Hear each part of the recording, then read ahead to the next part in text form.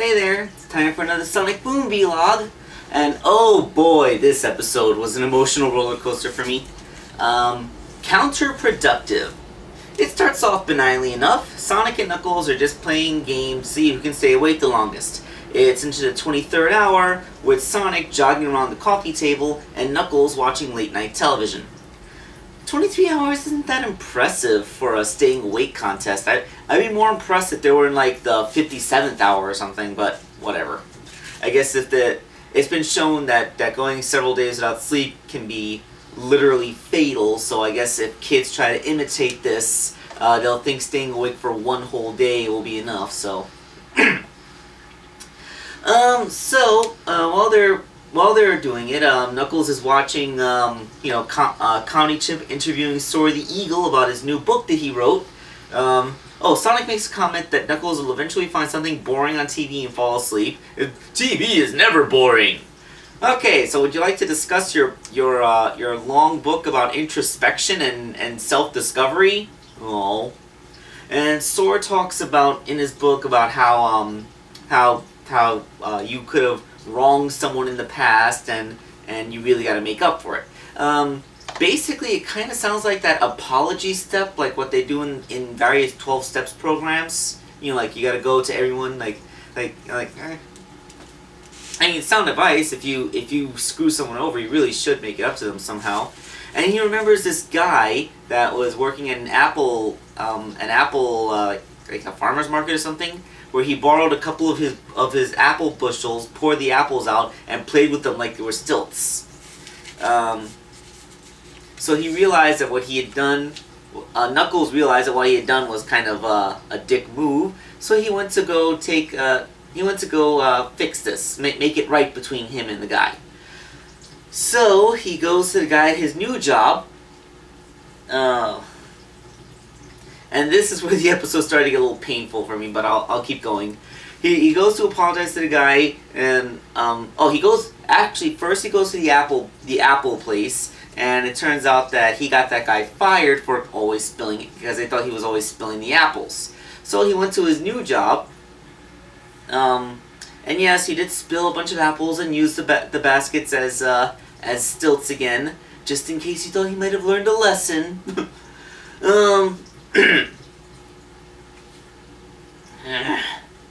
This is gonna be hard for me because this next part of the episode, man.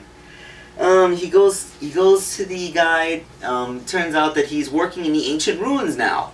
Remember how there was like this big archaeological dig in the video game? Yeah, 51 episodes, and we finally see that set piece. Turns out that he's been working as an archaeologist, and he's like, ever since Knuckles met him a couple years ago, he's gotten a wife. He has this great job as an archaeologist, digging up the ancient artifacts. You know, things are going pretty cool for him. But Knuckles says that he has to make up for what he did in the past. So he's gonna start by getting a good lunch. And the guy says, "But I brought my lunch." He has a sandwich. Knuckles grabs the sandwich and throws it in the lake, saying he'll get him something better. So he goes running off, and when he runs off, he makes the guy drop an artifact he just dug up, causing it to break. So the guy is reassembling the artifact, and just when he has it fixed, Knuckles comes in and sweeps all the stuff off the table, including the artifact, which breaks again. And he describes this really delicious meal that he got for him for his lunch. And he says, "Actually, that does sound pretty nice." And he says, "Yeah," which is why he ate it on the way over. But then I found this, and he gets the soaked, moldy sandwich from the lake, and someone threw this in the lake. So the guy's like, "I gotta get back to work." So yeah, the episode continues for a while like this, with Knuckles just making a complete and utter jackass of himself, knocking,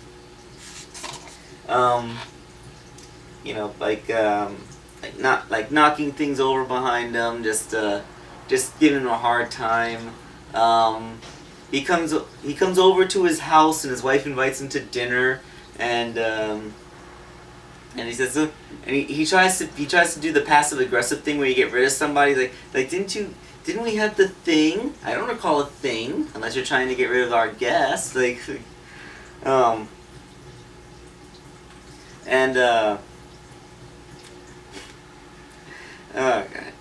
Okay, I'm just gonna fast forward to that part because it really irritates me. We move on to the scene where he's at the archaeological dig the next day, and he's just found an artifact.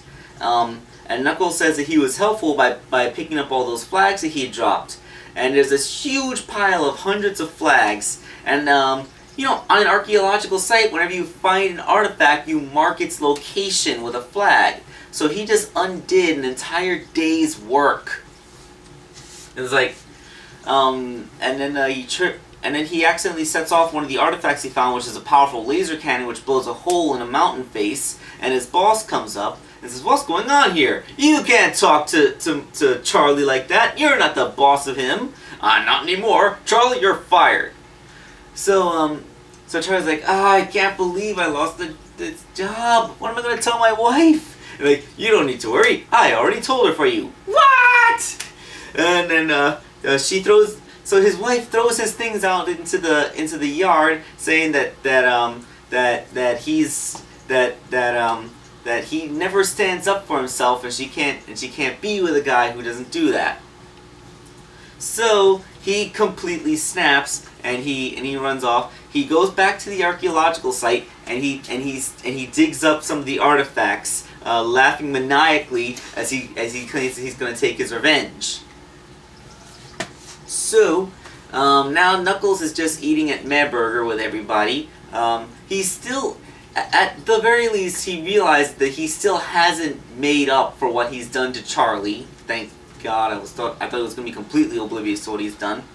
When Charlie comes in a giant robot suit, Tails is fascinated by it since he's never seen anything like it. Yes, it's because it's from the time of the ancients. Man, we haven't heard of the ancients since that giant rock monster episode. And to think, they feature so prominently in the Sonic Boom video game. Oh, by the way back at the beginning of the episode, Styx says that their gradually eroding liberties is enough to keep her awake at night. Political commentary! How very topical. But yeah, seriously, that is something we have to worry about. So, yes, this is just terrible. The next few scenes are pretty much a complete role reversal as Charlie uses the giant mech suit that he uncovered to torment Knuckles. He steals his lunch money, he mushes ice cream in his face, he stuffs him in garbage cans and kicks him down hills. You know, he basically you're starting to get a school bully allegory.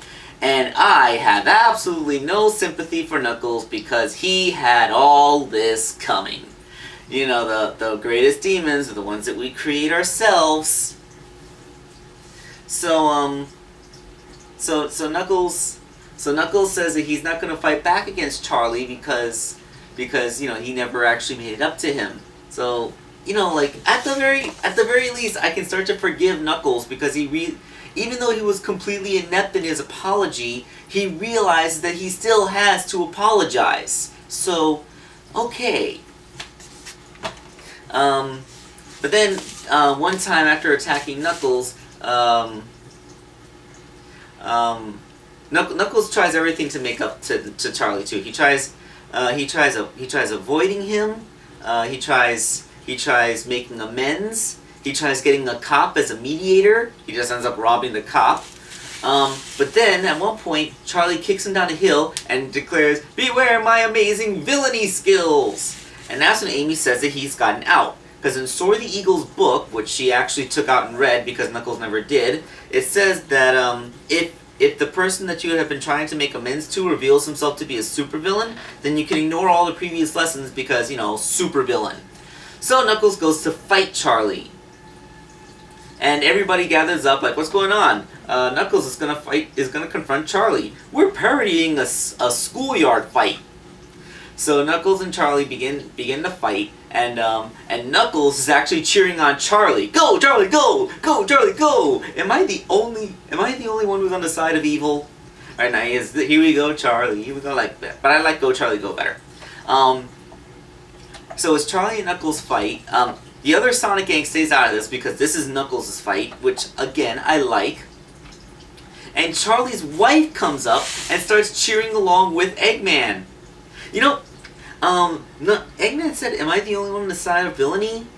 Dave the intern was in that crowd. He should have been cheering on Charlie too. He's an evil enthusiast. And this would have been a great place for a cameo from the Lightning Bolt Society. But nope. We're all about just Charlie in this episode. So Charlie and Knuckles fight. Knuckles actually shows that he has a pretty good battle sense because Charlie's mech can shoot these lasers that freeze things in place, and he uses a garbage can lid as a reflective surface to send the laser back in his hand. Very well polished garbage can lid.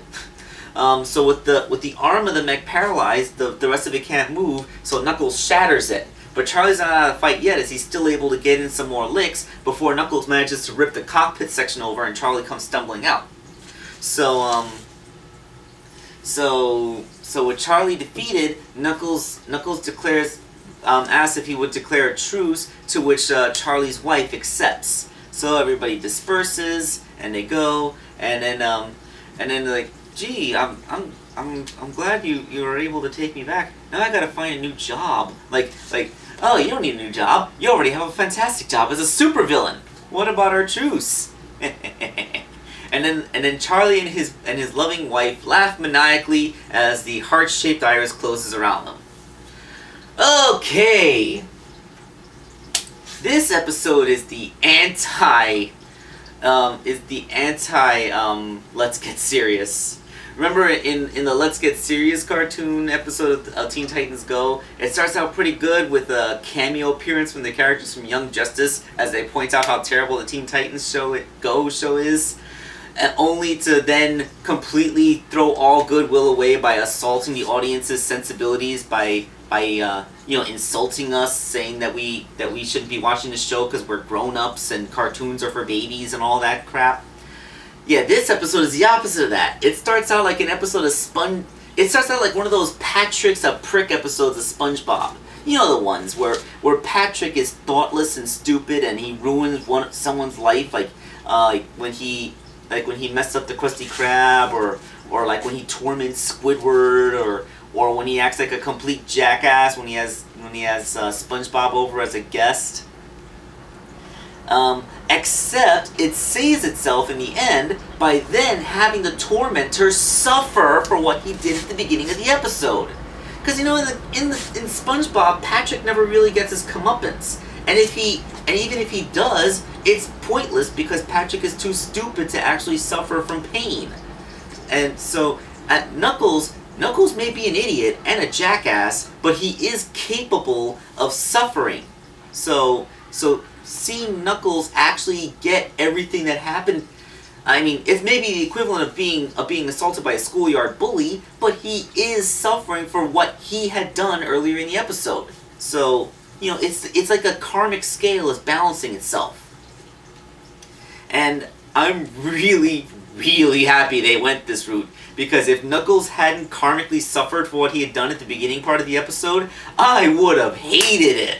This would have been the first episode of Sonic Boom that I would have outright hated.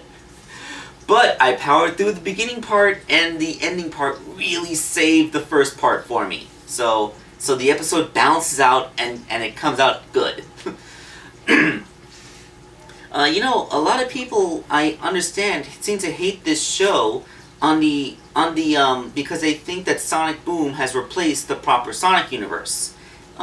It's true that it's been a while since we've seen a regular Sonic game, but Sonic Boom is still just a spin-off franchise. It wasn't meant to replace the proper Sonic universe any more than the Adventures of Sonic or Saturday cartoons were meant to replace the video games back in the 90s. So relax, guys. And besides, really the characters aren't that different. Tails is almost exactly the same in this show as he was in the video games. Although maybe he does fall a little bit more into the little brother archetype, which is still only an homage to older Sonic cartoons. Amy is at a character improvement. Instead of being an insane stalker fangirl, she's actually like a person with hobbies and tries to act as a mediator for her friends. Sonic, again, is almost exactly like the proper universe Sonic, except maybe a little bit more egotistical. And Knuckles is really the only character that suffered here. Like, he's gone from a slightly naive, muscle-bound guardian who's who is a loyal friend and a stalwart defender of his territory, to, as this episode would have you believe, a complete and utter jackass who ruins people's lives with his stupidity. Yeah, so I can see how some people who are hardcore Knuckles fans would hate what's happened to his character in this show because it is pretty terrible. But Sonic Boom overall is still a really good cartoon, and the franchise of Sonic Boom itself is and was never meant to replace the proper Sonic universe. So be cool, guys. When the next proper universe Sonic game comes out, you're gonna look back on Sonic Boom as the harmless little spin-off that it is, and we're all gonna share a good laugh together. Alright, but that's all I had to say this week about Sonic Boom, so we'll see you in next week's episode.